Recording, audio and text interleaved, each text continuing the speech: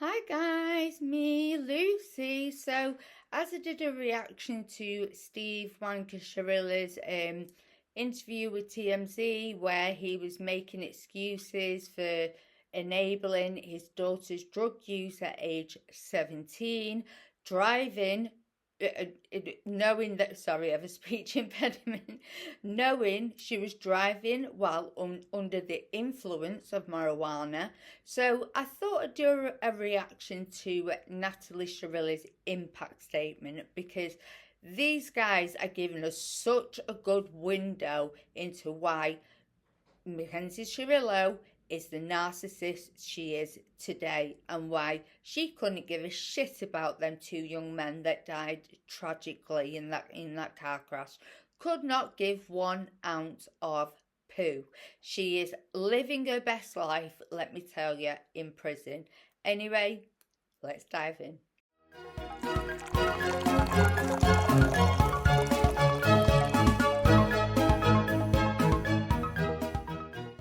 Everything I talk about in my videos is my opinion only, so sit back, relax, grab yourself a cuppa or a drink of your choice and enjoy.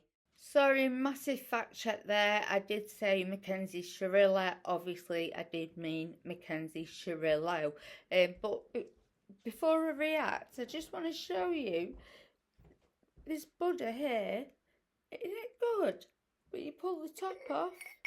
It's my teacup. Isn't that cute? And it keeps it warm as well. So, yeah. So, I just wanted to show you that because it's so cute before I start reacting. I just want to say, am I allowed to address them at all? Sure. I just want to say to the families that I'm broken, sad, and lost, and my heart hurts for everyone, okay? Davion was her new friend, and Dom was the love of her life, and he was part of our family, okay? I'm just so sorry that this happened, and we're heartbroken, okay? And then, Your Honor, this was a terrible... I'm sorry. That is the most tone-deaf apology I've ever heard in my life. Just, okay. So tone-deaf. So, why did she even bother? Tragic nightmare accident to have happened that she has no memory of, and she will never emotionally or physically recover from it. She almost died too, and we're asking that you please not run the sentence as consecutive. He was family, and we all loved each other. That morning of the accident, she called. I got a phone call that there was a car accident. Okay, so we went to the hospital, and I didn't even know who was in the car. The names had not been confirmed yet. And I'm gonna cry because I missed Dom so much. We loved him so much. So Not one tear. Like over and over again, praying that he was gonna answer the phone, and he didn't answer the phone. So then I tried to call his mom, and she didn't answer the phone either. And I still didn't know who was in the car. I didn't even know if she was alive. I didn't know what was happening. So then we were in the waiting room. And then his mom she did call me, so I answered the phone, and I was like, oh my God, like, I don't even know who was in the car, like, what's happening, was that Dom? And she said, what do you mean, my son is dead? And I was like, I'm so sorry. And then she said something like, and now I have to wait until your kid's out of the hospital, and then I didn't hear the rest. I was like, we loved him so much, and I hung up the phone. I did not talk about social media. Okay, let's just go in on the victims' families now, shall we? Just because Natalie Shirilla, Mrs. Russo, Mrs. Russo, went up and made her impact statement and said the first thing on the Shirilla's mind was social media, and she's kind of having an argument with herself about it. I mean, so tone deaf. I didn't even know what was going on yet, okay? So then, that was it. So in the hospital, that Vitality post, I commented on that because somebody had called her a murderer, okay? And she's not a murderer, so she didn't even have her phone at that point because the police had still had it, okay? So I jumped on, and I was like... Okay, so the whatever modelling post this is, So this is all to do with that she's talking about here, about Mackenzie also commented also, but apparently it was to do, please stop calling my daughter a murderer, not please give my daughter a modelling opportunity after she's just taken the lives of 2 young men. This woman, I really have no words for, and like I said in my last reaction YouTube, no wonder her daughter is an effing murderer. Like, you know, she's not a murderer. She's more sad than hurt than most of these people commenting. She's been trying to get in touch with you. I mean, at that point, it was just an accident. So I commented on her behalf, not because of the modeling opportunity. I don't even, who cares about that? I don't want them to refer to her as a murderer. Okay? Which she is. And I don't even know how that commented got on the phone because the police still had her device and she could not access her phone or social media. That's why I did it. And I had called them asking if they could shut down social media because people were calling her a murderer and making death threats and organizing groups to, you know, take her out when she got out of the hospital and stuff. So I don't even want her phone. I don't care about her phone. I don't care about social media. I just... So here are all the excuses about her, about both Mackenzie and her mum trying to chase a modelling opportunity while she was in the hospital after killing 2 young men, like I said earlier. It is no wonder she's got the daughter they've got. Well, her and Steve have got the daughter they've got. It is no wonder. It's like Mackenzie is like Steve and Natalie, God forbid, merged into one, obviously. Oh my word. No wonder no wonder she's such a mess.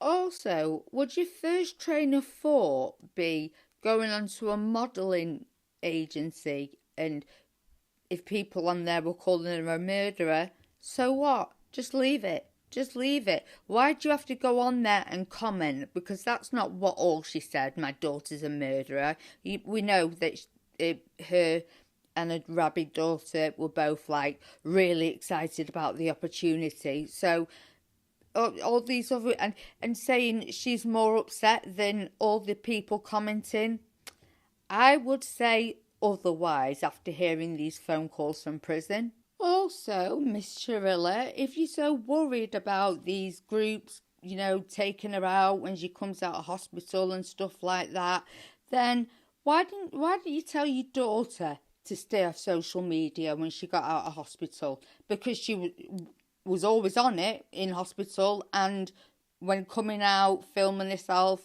with shrine, going to his shrine and all that. So I would have told maybe Mackenzie to stay off social media rather than commenting on modelling posts. That's really annoyed me. But anyway, I'll continue.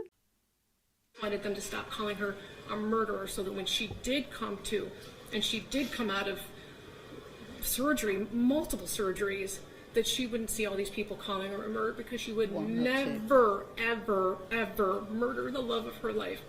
Okay? Halloween, for 3 months after the accident, she would only wear his clothes. She would only eat the snacks he ate.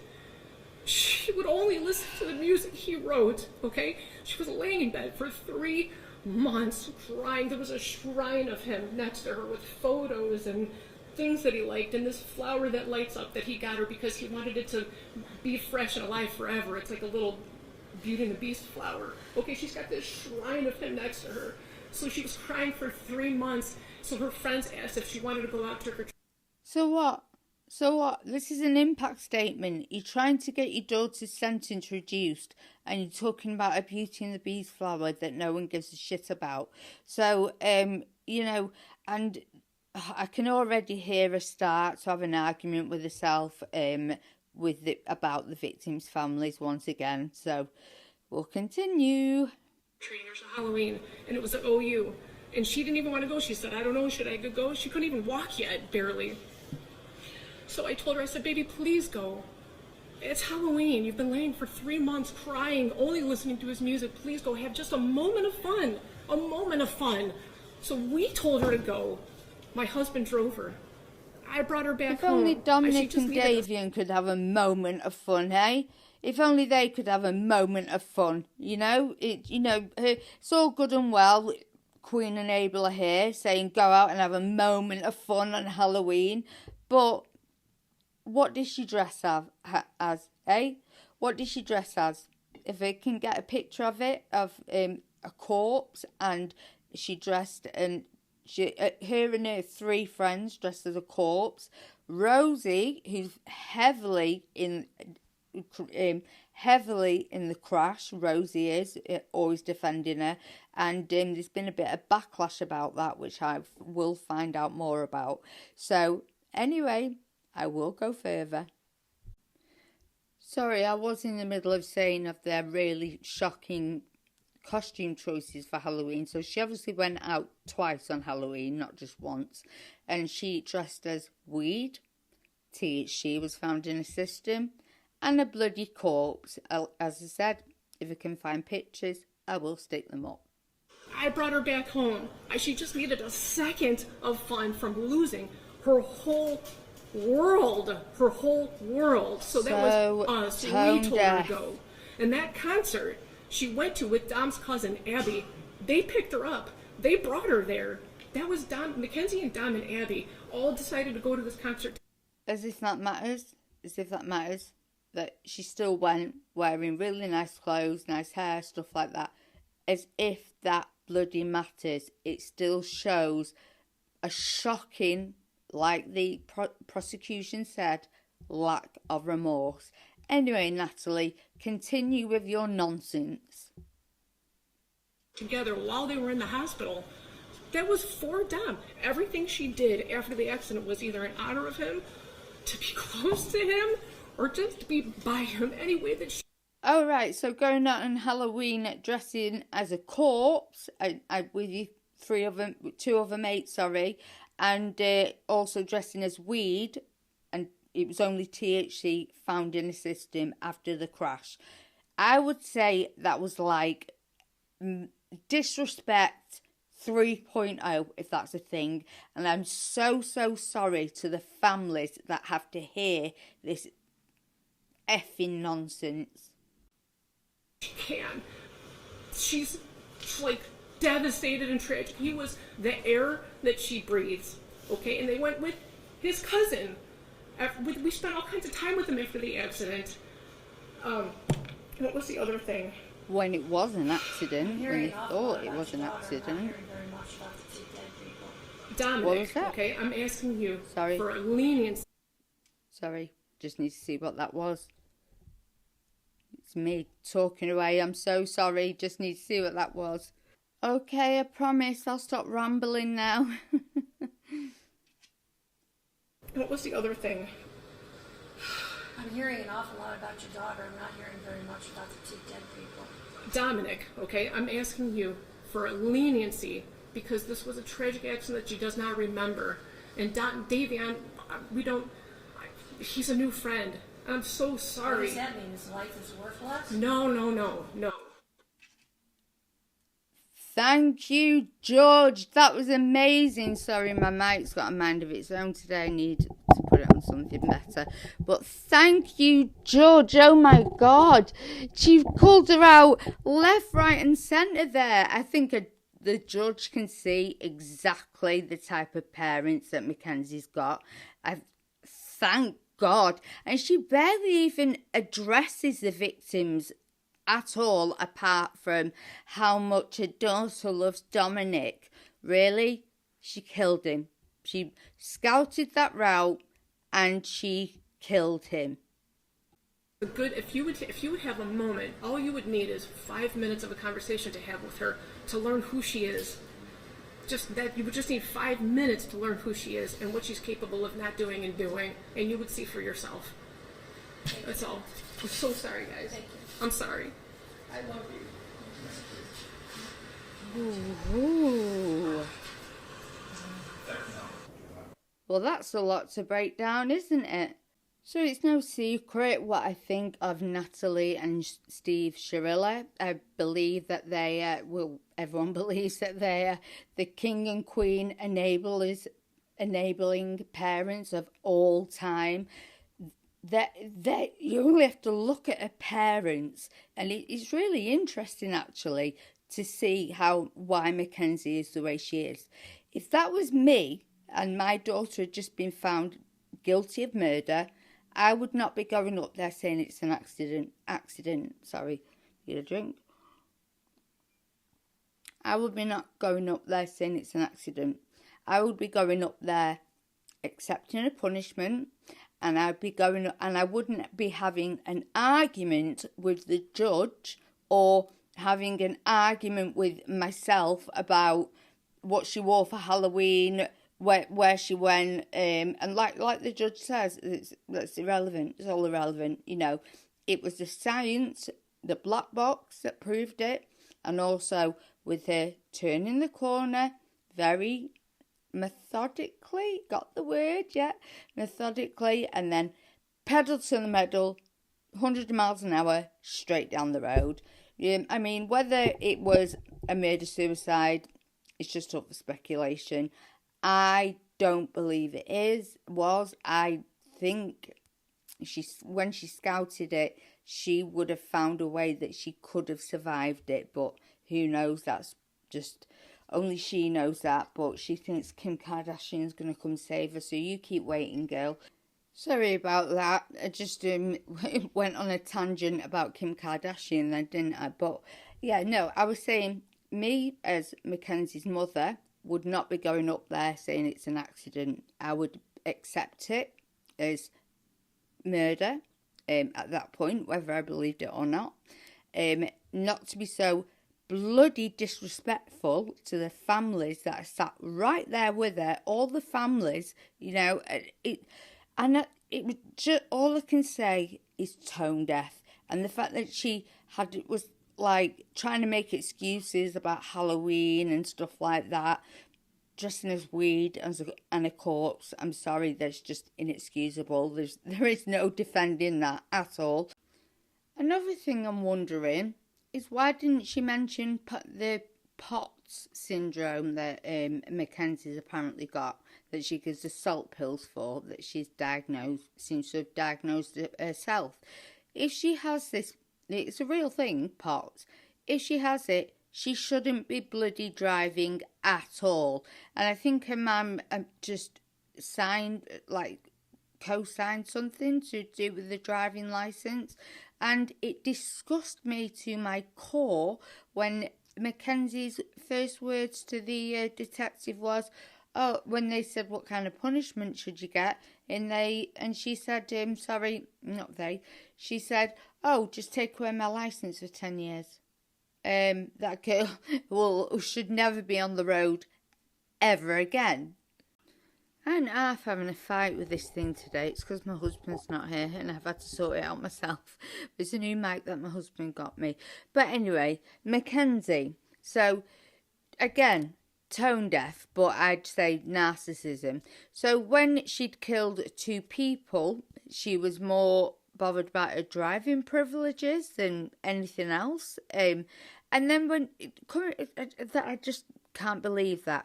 Another thing is that at night, Dominic would normally take over the driving responsibilities. I think I said that on my Steve Shirilla reaction one.